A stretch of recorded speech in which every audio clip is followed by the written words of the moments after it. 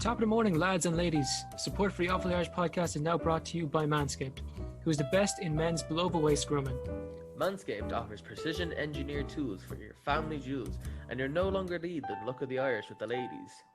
Manscaped just launched in Ireland. We've gone years without using the right tools for the job. You can now be one of the first men in Ireland to experience their life-changing products. Your balls will thank you. Get 20% off and free shipping with the code IrishPod at manscaped.com. That's 20% off with free shipping at manscaped.com and use code IrishPod.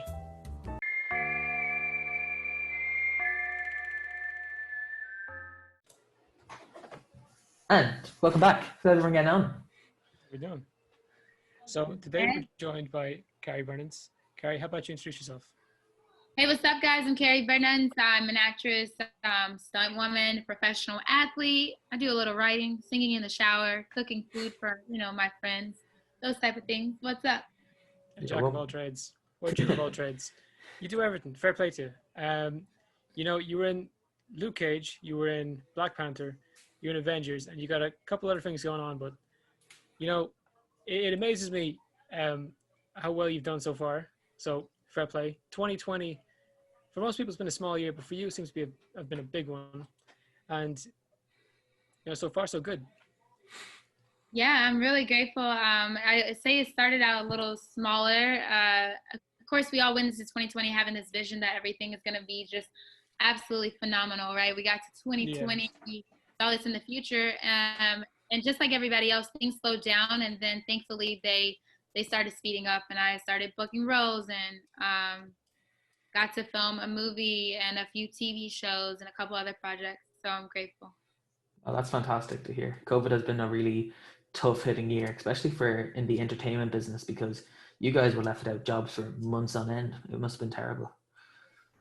Yeah, it was for sure. I thank God that I'm in my entertainment career at the time that I'm in, because I was able to save some money up. I was also able to get unemployment if I wished to, and I was fine, at least for the first few months, and then I started back working, which not everybody had that opportunity. So I do find that extremely rare, and just grateful for that.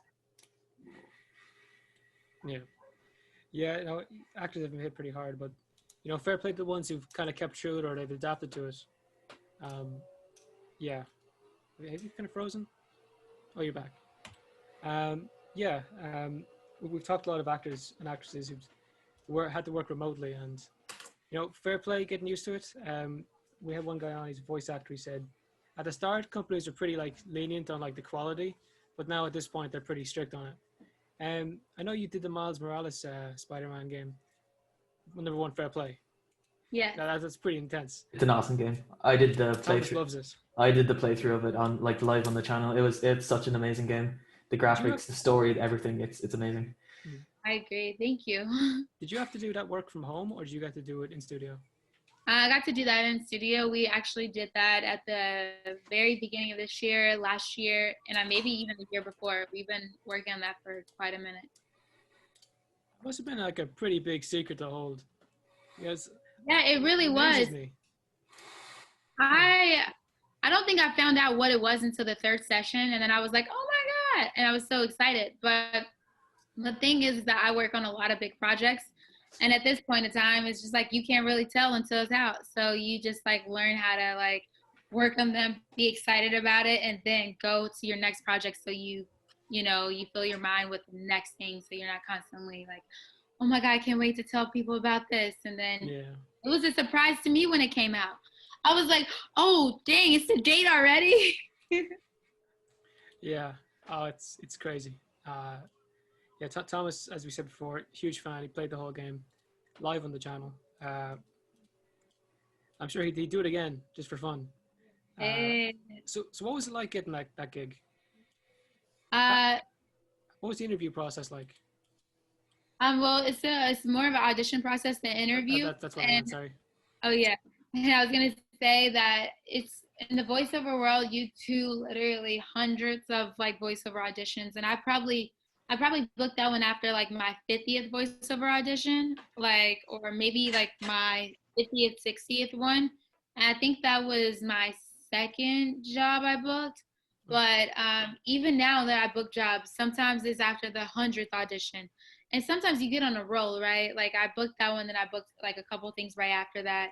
But ultimately, it required a lot of auditioning, a lot of uh,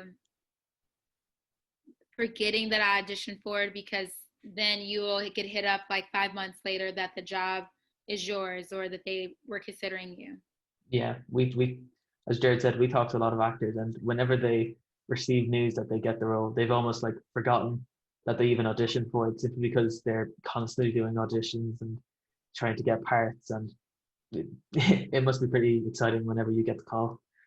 Yeah, it is definitely super exciting and just like um, a surprise, and you just be so grateful because especially when it's big and you have your name in it and you get a piece of the pie, and you know like how hard it is to like you put in a lot of work when you're preparing these characters, right? Like even from like acting and voiceovers, at least you can see the script as you do it. But with acting, you know, usually it's memorization, really dying deep into the character. And then, you know, you give it all you got, then you put it out there. And then sometimes you never hear anything back, or you hear something back like 2 days later or a week later or 2 months later. So yeah. Yeah. Um, in the context of your mental health, that must be pretty rough. You know, not hearing back, not ever knowing, not getting any feedback. That's a great, you know, point. But I will say that I think it just depends on to each their own, right? I've learned that I I put in work and you might not see the return of your work right away. It's kind of like a seed that you plant into the ground. You're not going to see the roots are growing underneath, and you're not going to see the first little bud. And then when you do see the first little bud, which might be a callback, or it might be like, hey, we want to put you on hold or on a veil, it doesn't mean that the whole full tree is grown yet, right? So it's like you kind of have to have faith and trust the process and let things go. And what is meant to happen will always happen. And just like believing yourself that you did good no matter what. And that is now more on you putting out just good work and delivering a performance that's going to be moving versus just like, oh, I'm just going to do this audition, you know? So you have to have some type of self gratification yourself so you don't put it all out for the world to make sure that you're satisfied with your whatever it is. Yeah. I love the way you put it with the planting the seed, and then it starts to sprout. You get the bud, blah blah blah. That's a great way to put it. I've never heard something like that. But yeah, that's a pretty healthy way to look at it. Um, I know we've had a couple actors on who find the rejection pretty rough, but I suppose that's part of the trade. Yeah, Yeah, yeah, it's it kind of rough. definitely is. The rough part is like, yeah, but this audition is so perfect for me, and I did Yeah, so good, and they said they love me, and what do you mean? You know? yeah, yeah. You end up with trust issues after that. Yeah. Yeah, and what was I said something before we started to do with you know, you've been in Black Panther. No, number one, fair play. You've been in Luke Cage. Number two, fair play. That's pretty crazy. But normally when you go into Marvel, you're kind of stuck with the role you did and that's it. Like we've had other people who've had like minor roles in Marvel films, and they've said like, well, once you're in, you kind of never can come back because your character's been played. How did you manage to do both? Yeah, you know, I believe that, you know, that it's an exception to every rule and it's just dependent on the person, right? And Marvel Universe has so many different things. And because I played, yes, supporting characters, but they were still small on the spectrum of a lot of other things. So like I was playing Jamaican Styler, and I was doing not only like stunts, but I was portraying a character and doing acting. So that was like super small and minute. And if I did more scenes, then maybe that would have been something that was more talked about. But then even like when I did Black Panther, it was a total transformation, right? It was still like a smaller scale on the bigger scale of things, but it was still supporting and it was still monumental. So shaving my head bald and all that did give me, it opened up the door, I think, to the Marvel Universe more than just beyond, I think, just that character. But I think it was up to the producers and directors, and they felt maybe that my role was smaller in Luke Cage that allowed me to transfer to do something bigger, which I hope to do more Marvel projects.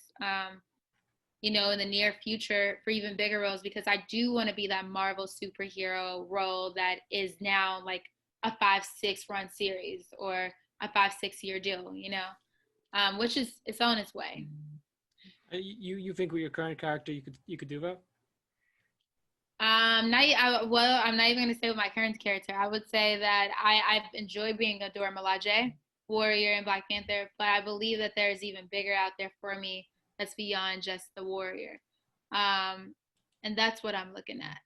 So yeah, there's definitely something out there for me. Yeah, well, here hoping, in all fairness.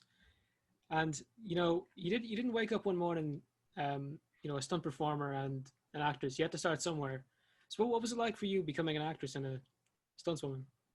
Yeah, that's a great question. I've always been super athletic when I was younger. I used to jump out of trees and flip and do like swimming, playing football in the middle of the streets with boys and all this stuff. And I think that it was, but I've always been super performance driven too. Like I always wrote stuff and I would see TV shows and I would reenact it in front of my mom. I would make my sister act with me.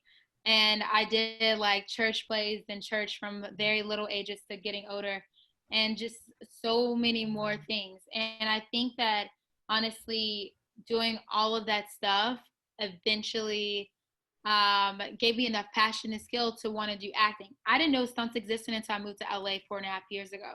And then once I learned that existed, then I started training in stunts and stuff because I was like super big action girl.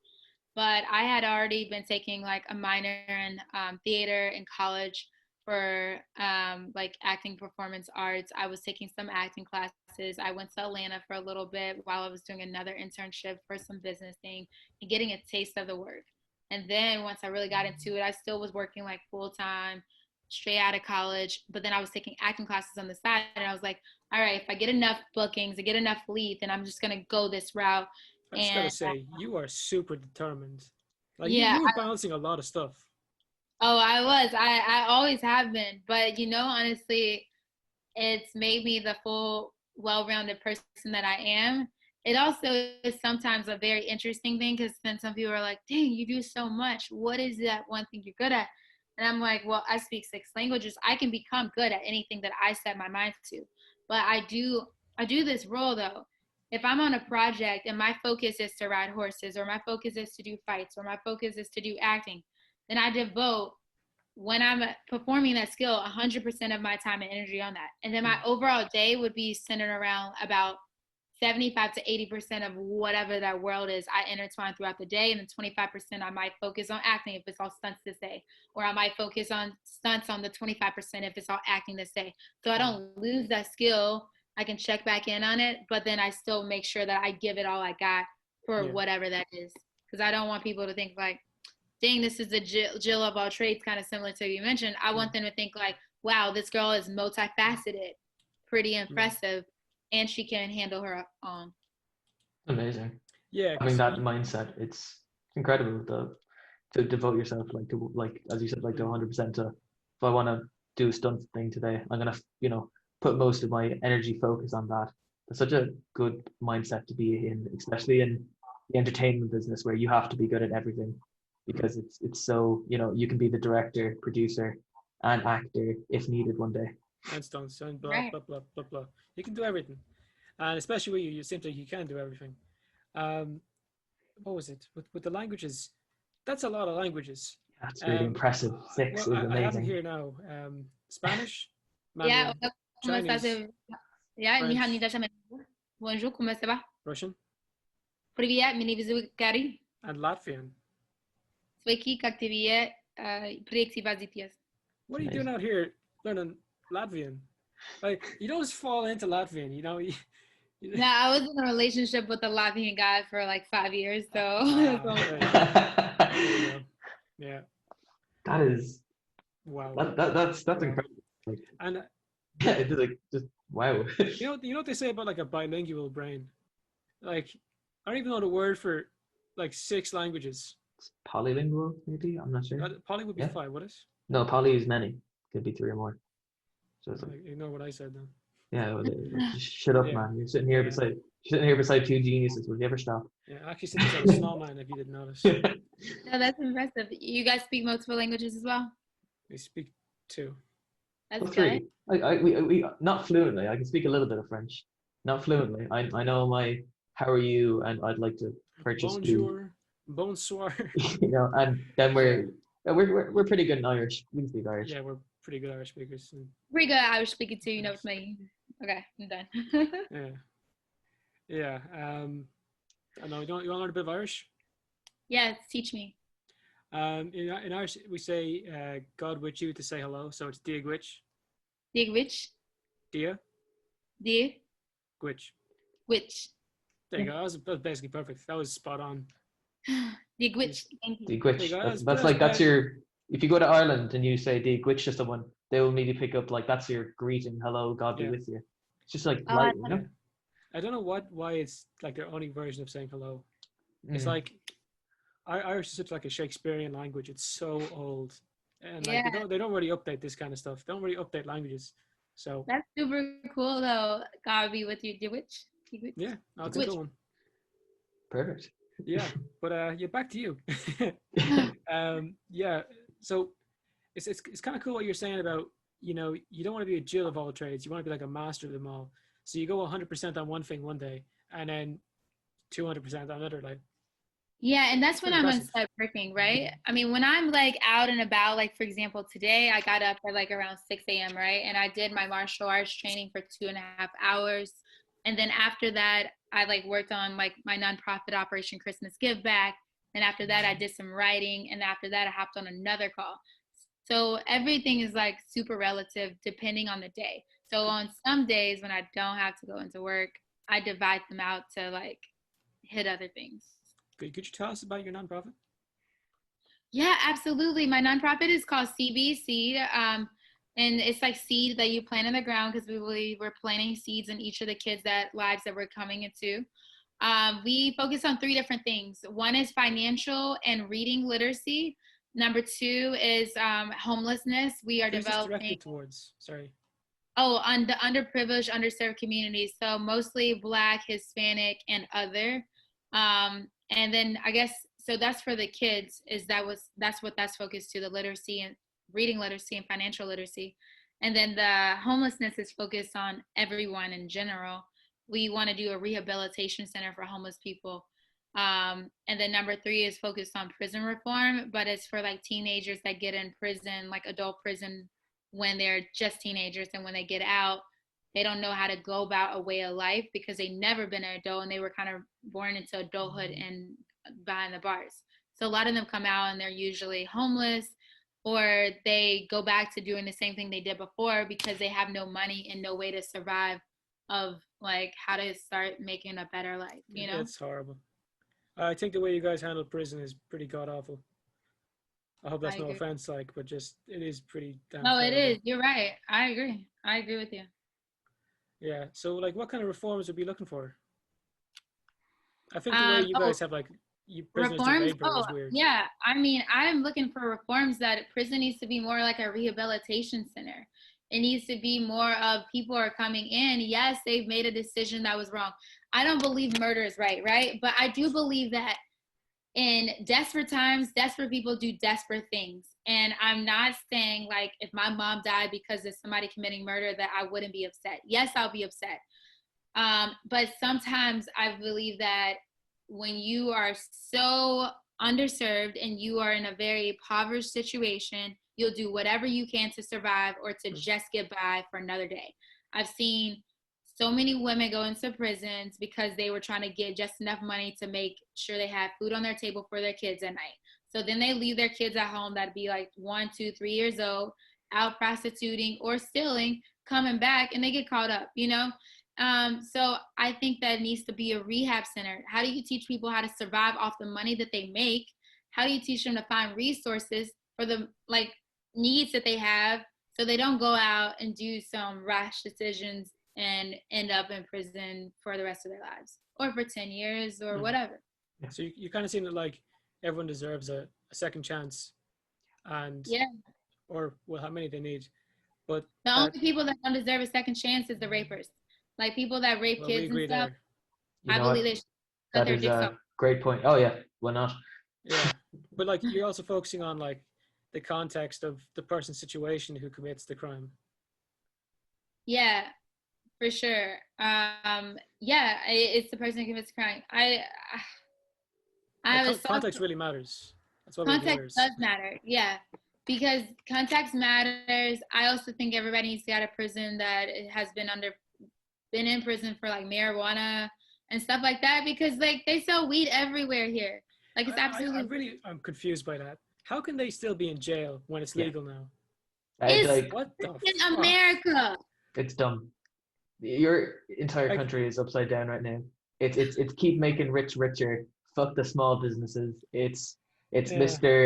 Mr. Bezos and Gates who are racking in. You know, if they went to pick Listen, up, listen here, Thomas. Bezos is the only reason you have a Christmas present coming this year. I don't know what, Jared. You can fuck off. No, but I get your point. I'm just kidding. I mean, Jeff Bezos and Bill Gates, I'm sure they have some well intentions, right? Everybody starts with good intentions and then shit get a little greedy and things happen. But Damage does occur. But I like Damage what they do does for charity. Like Mm. Bezos after giving 10 billion for climate change. You know, Holy that's- fuck. oh, That guy can I was replant like- the Amazon. right? Isn't that crazy? That's crazy. But yeah, at a certain point, there is damage being done. Like, I know Mm. sick pay was cut for workers and so on, which is god fucking awful. Mhm. Haven't we said before, Jared, that Jeff Bezos can buy Ireland? No, And you can that- buy Ireland like what 12 times over. We said something like we've talked about that. We did the calculations when we had a comedian on, and yeah, he can buy Ireland multiple times. Scary. Scary stuff. Really Yeah. scary. Yeah. I wonder how many states he can buy. Like, does he just want to like buy Wyoming one day and just fucking kick everyone off and I don't know. No, I think at a certain point you shouldn't be that rich. Like, who needs multiple hundred billions? What are you doing with it? Yeah, they Because- gotta, honestly, you need to be giving like to like huge extents. Like what can you do with it? I suppose rather than hold them at I know you can't tax them more, but they're going to move. I suppose if you held them at like a higher regard as to what they had to do to be worthy of that, it might be a bit better. Like, okay, Jeff Bezos, you have this much money. You should realistically be putting this amount into charities constantly. Or same with Bill Gates. Bill Gates did that and he lost most of his money and he dropped off he was no longer the richest man in the world as a result. Over half of what he had, he gave away and it keeps giving. Oh yeah, I'd love to see that. Bill Gates has a thing called the Gates Promise, where you promise to give away half of your life, your net, half of your something, half of your wealth, and like before you die. So a lot of people are assigned to that. I'm trying to think. I think it's a great It's idea. just, If you I think got it's it, amazing. it's great to spread it. Yeah. No, Yeah. Because you're helping people who are desperate Like- for it. Like, Yeah, Like, like get- imagine he dropped some money into your charity there. Holy fuck, what would that do for people? How would that change lives? it would be Yeah. fucking amazing. I know he listens. Like, does he want to do that? For Yeah, us? no, same with Bezos. They're big fans of the How you getting on, podcast. Bezos? I know I was shit talking to you a second ago, but we just drop a couple quid there. Yeah, no, they're Yeah, avid fans of the podcast. they But never no, stop. That is amazing what you're doing. Yeah, no, that's it. Like, I thought it was crazy what you were balancing when you were becoming an actor. Holy fuck! As an actor, as an actress, as a stuntwoman, and the charities. Philanthropist. Philanthropist, yeah. So what's a philanthropist? Like an entrepreneur? Philanthropist is just the person that gives back to the community, Right. Through raising money, putting on different charity events, that type of thing. So this stuff's like really important to you. Oh yeah, it's extremely important. I mean, I grew up very like with a single parent mom that was a teenager when she had me, and we had a lot of challenges and struggles along the way, and she always pressed through. But if it wasn't for organizations that stood up, stepped in, offered money, resources to help us, we wouldn't be where I'm at today. I wouldn't be here. So I'm sure I she's super proud of you. Yeah. yeah, she is. Yeah, because you're doing so fucking much. Like, oh my god. Thank know, you. you're taking care of people who are in similar situations that you were in, and you kind of go as an example of coming out of it and coming out the other end. So Yeah. it's great to see. It's great to see. I'm really passionate about charities. I love anyone who does anything for them. It's absolutely amazing. I love it. Bit of a dislike to people who kind of just avoid it because they don't get paid. I know. Yeah. Yeah, I know comedians who just ignored it, pushed to the side, didn't want to do it at charity events because they're not getting paid. Yeah, I have friends of mine that, it's funny. I reach out to them and I know they make hundreds, not hundreds of millions, but they at least made over 10 million this year alone. And I'm like, you expect that they'll give right away, I mean, that's not a lot of friends. I only know a couple of people like that, but still, I messaged them, was like, hey, we are close near our $30,000 goal. Here goes a link. You want to sponsor a kid, it's $400, or sponsor half a kid or whatever. And it's interesting. Sometimes you get no response at all. And then you see them post something on social media. I'm like, hold up, time's out. Like, you're the same person that I hang out with that will order $200-$300 worth of food on Postmates, or order the very expensive bottle of, alcohol for $250, or just all these things. And I just think man, this is so interesting, people's priorities, but everyone has their own, I guess, logic around giving and all that. Why do you think that is? People who live that kind of lifestyle, why do you think they might avoid it? I know that one of them said they're always skeptical of nonprofits. They trust me, and they want to give something, but they're usually skeptical of them. And I was like, well, just so you know, I don't get a dime of this. All the money I raise, I give. I don't keep any of it. I'm able to survive for the next 12 months if I want to on my own. I'm fine. So I think that, and it's also, I think it's dependent on how they were raised. If they were raised to give and to pay, tithes or something at church, or to give back to the poor or the needy and those type of things, because everybody's raised differently, and that does shape the way that you become when you're an adult. Yeah, I suppose it's nature versus nurture, and nurture is definitely big in if you're gonna give. Yeah, it's a weird one. It's definitely a weird one. Even with it is. I try to understand it. Yeah. And I'm trying to understand it, but it is going to be it's funny. My friend and I think we're going to hop on this thing called Clubhouse later. You guys know what Clubhouse is? No, I'm not aware. Clubhouse is this new app. It's not everywhere yet, but it's going to be everywhere. It's a new app that's very similar to live conferencing, live panels basically going on at all times, all different types of panels, from how do you suck a person's toes to how do you read 100 books in one day to how to grow your social media following. And all these people have different rooms, and it's no video. It's all voice only. And it's all people can go up on stage and be on a panel, and the moderator can invite more people on stage, or people can raise their hand and they'll go on stage. So they have a question and want to share something, they can. But it's all it's such a big platform. A lot of celebrities have been hopping on, but it's invite only. It's when you get on, you get one person you can invite after a person invited you. And then as you grow more, or if you're super famous or something, they'll give you maybe 10, 20 invites. They gave me 10 invites, and they went really quick, because everybody was asking me to be on. And I was like, shoot, but I want to help this person get on too, so. Yeah, I suppose you live somewhere that's pretty darn cool. You guys kind of got plenty. You guys got a fair bit. I know when Thomas steps out the door in the morning, all he sees is a field of cows. And I live in the middle of nowhere. So oh, wow. we don't have that kind of stuff. There's no Hollywood and the shticks, as we say. No Hollywood and the shticks, you say. I was trying to do your accent, but I couldn't. Yeah, before the podcast started, she was trying to. I'm really good actually at doing an Irish accent, but to this one commercial, but I can't think of the commercial right now. But whatever. You worked for the commercial, you did an Irish accent? Oh, no. This guy did on this commercial. I'm sorry, that'd be a bit weird. Right? I'll be so interested. Yeah, that'd be interesting. Yeah. Yeah. I think you said before the podcast started, you didn't actually realize that that we were in Ireland until you heard me speak, which makes me. I didn't know that. I didn't know that at all. I knew it was the Irish podcast, but I was just always thinking oh, Maybe they got some Irish in their blood. I didn't know you guys were Yeah, actually. we have Irish in our blood. Certainly. Well, he was born in England, so he doesn't really count.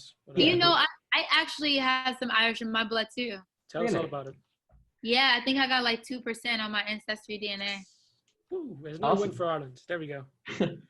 Yeah, we had a guy on earlier. He was so delighted that he was a quarter Irish. I'm so happy for him. Yeah, I want to dress up in my outfit and do one of the dances.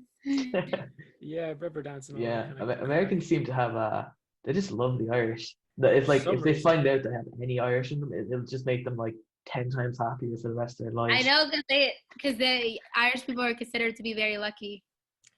Are we?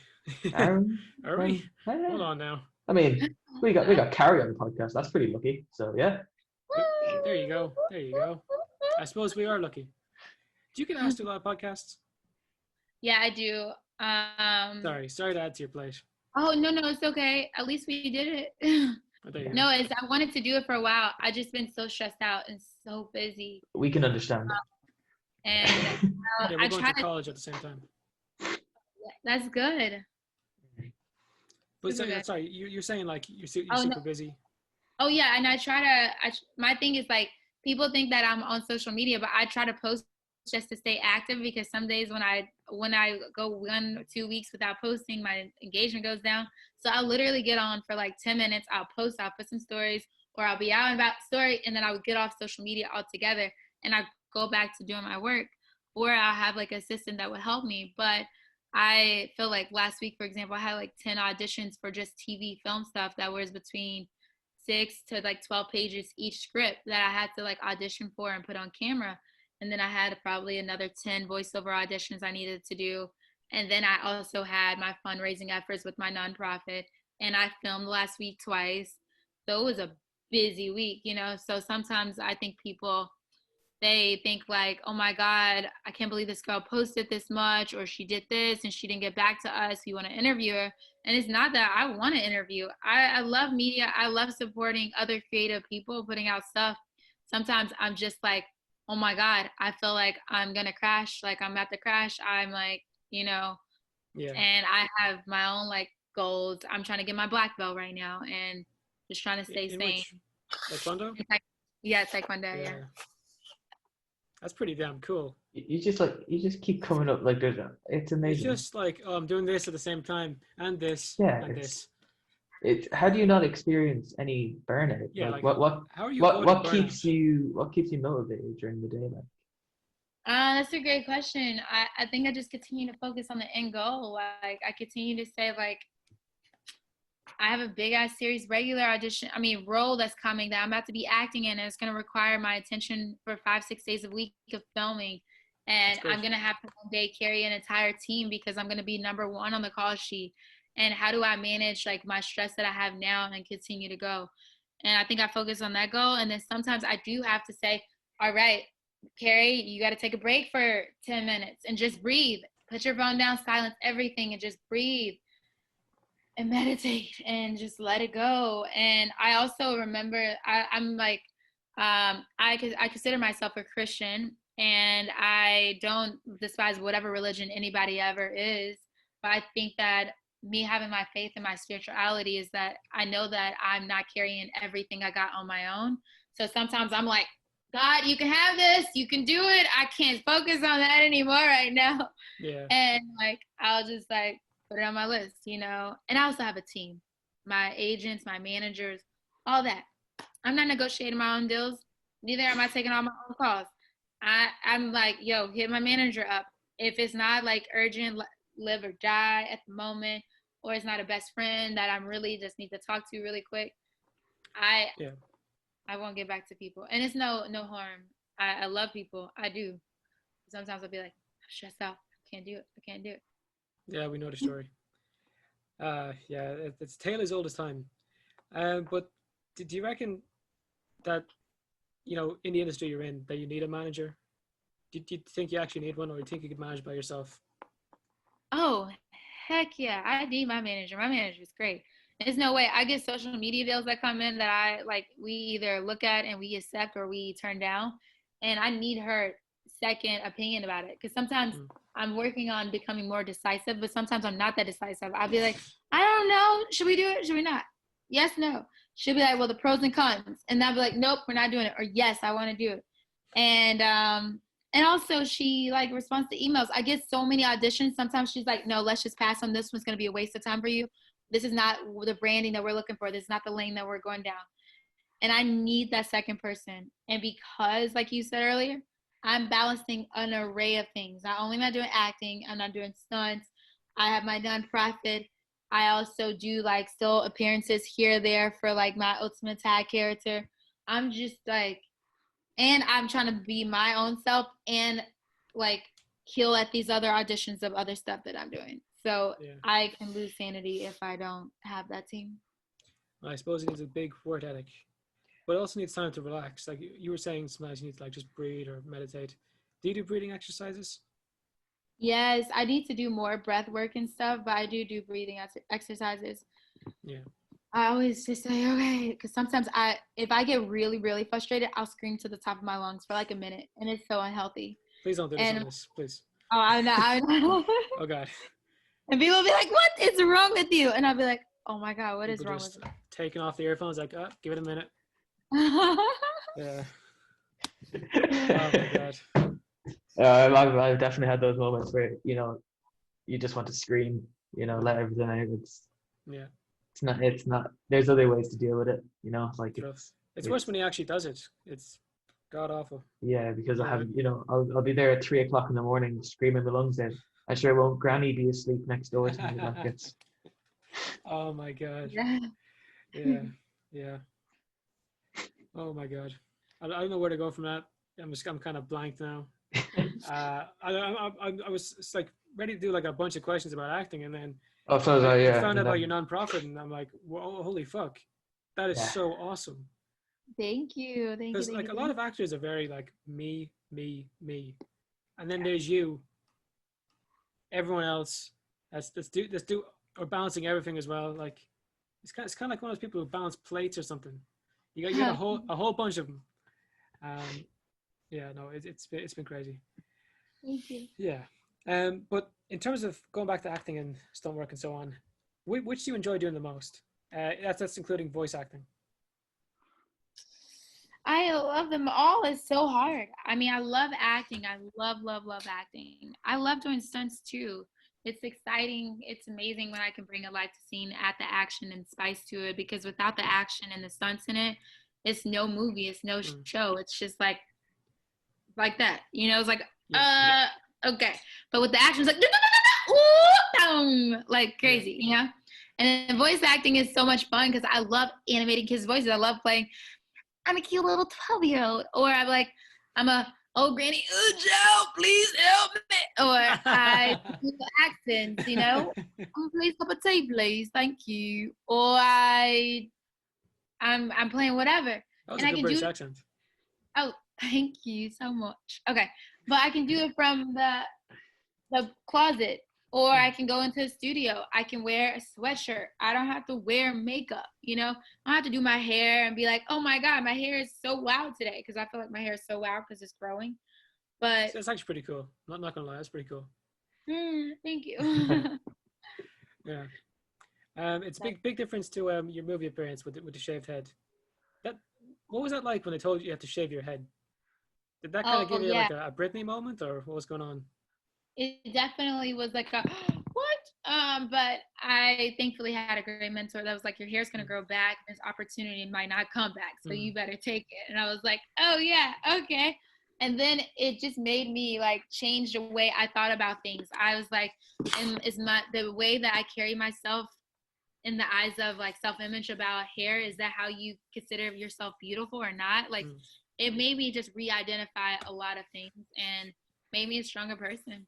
Yeah. And it also helped me teach kids a bigger lesson, you know? So yeah, it kind of removes the whole, or it's kind of like tackling your ego. Like, do I really need my hair to be my best self for someone? Yeah. Well, right. And then I realized I didn't have a big head. All the kids used to call me big-headed when I was in school. You know, when I was like in middle school, I was like, my head wasn't even big at all. Like it was actually a pretty small, like railroaded head. Kids are cruel. It's Kids are cruel. Oh my god. yeah, they're terrible. I remember one thing from our school when we were in there. I tell you now, Irish kids are assholes. Oh Um, no. we had this kid and he had a YouTube channel, but and the poor guy is bullied to bits about it in the first place. But he kept at it because he was like, I can get past these guys.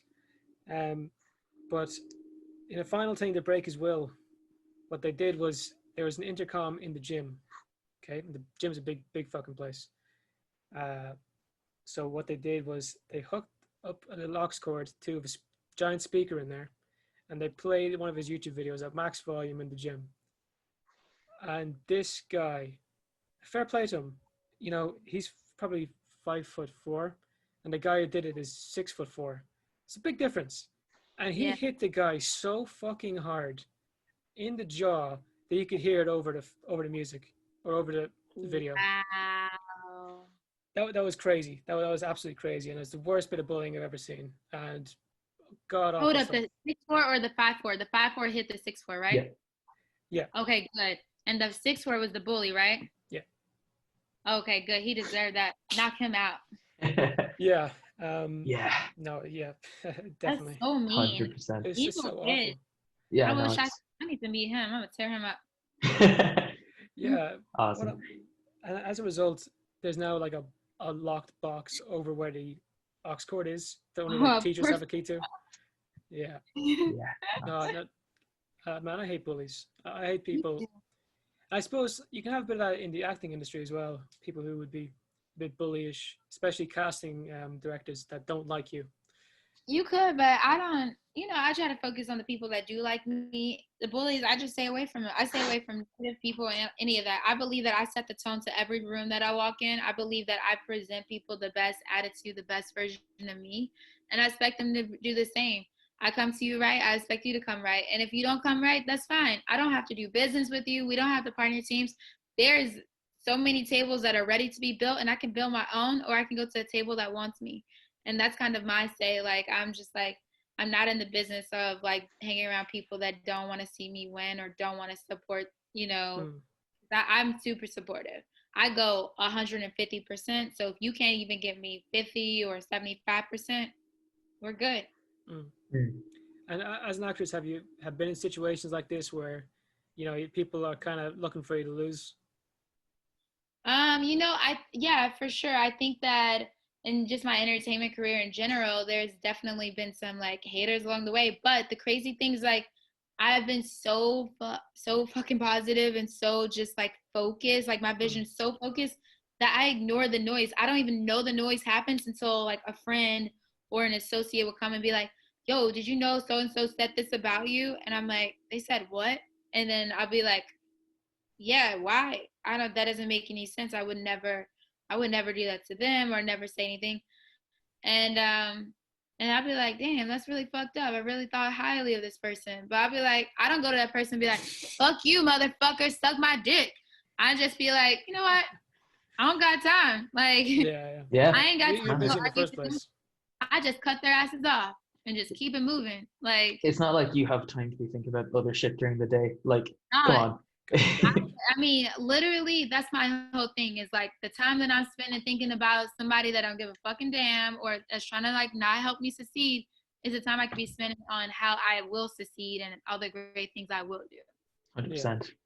Now, Yeah, that is a just before we end the podcast, because you're a busy woman, we get that. Oh yeah, I got my call in 3 minutes. Sorry. I'd actually love to hear about your experience working with Chadwick Boseman, just because we're huge fans of him, and it's such a shame. Yeah, yeah. absolutely. I love Chadwick. I think he's absolutely an incredible person. Such a genuine heart. He works extremely hard at everything he does. He set a precedence to transform the way that people saw Black people on screen by the roles that he played, from 42 to the recent movie where he was in the Vietnam War, to the movie he has coming up as a blues singer or blues character, I should say. And even with Black Panther, he changed the image on how Black people saw him. He was an absolute joy to work with. He expected you to bring your game, not to play around. but also to loosen up and have some fun. But when you step on and it's film, it's all like you're in character, you're there. He also focused, he stressed heavily people being disciplined. And even with myself, he told me to be disciplined, to let people know, like, my only credit does not need to just be Black Panther. Make sure people know me for more than that. And those type of things. And I love him. I miss him. It's sad to see him go. It was unexpected. And he's a great guy. He's a great guy. Yeah, and you know, he left big boots to fill. You know, he's such a. I don't know if anyone can ever fill them. Like, what a guy. Like when he passed away, people were in utter shock, unreal. What a legend. May he rest in peace. Yeah, And yeah, it's great you see it as like a form of motivation, or I don't know how to say it. Yeah, That's probably the best way motivation, to say it. inspiration. Yeah, Inspiration, like that's it. a legacy that he left for people to live off of. Yeah, what a guy. But yeah, actually, what you're saying there, for people to know you for more than just Black Panther, you know, we know you for more than just that. But you know, if we did this whole thing of going through your IMDb one by one by one hell of an interview that would be. You know? Yeah, a lot of stories. You've done a lot of stuff. Yeah. And I'm sure there's some stuff that isn't even on the IMDb. Yeah, some stuff that's not on there yet. It's a lot of great things. Anyway, Carrie, thank you so much for coming on. This has been been Thank you so much. Amazing. It's been amazing talking to you. You're such a it's positive. Been great with what is the show's Irish podcast, or what is it called? Remind me really quick. The Awfully Irish podcast. The Awfully Irish. Okay, I want to say I'll drop a tag. You guys just tuned into the Awfully Irish podcast, and you're with Carrie Bernans and Thomas and Jared. All right, and we're gonna say peace out. You guys have a blessed day. It was so nice to meet you. Mwah. Love you both, and I hope to be in Ireland one day, and we can do a cool Irish dance. Okay, however it goes. Right. There you go. So thanks so much for watching. Yeah, thank you so much, Carrie. This has been great. Awesome. All right, thanks everyone who listened or watched. Take it handy.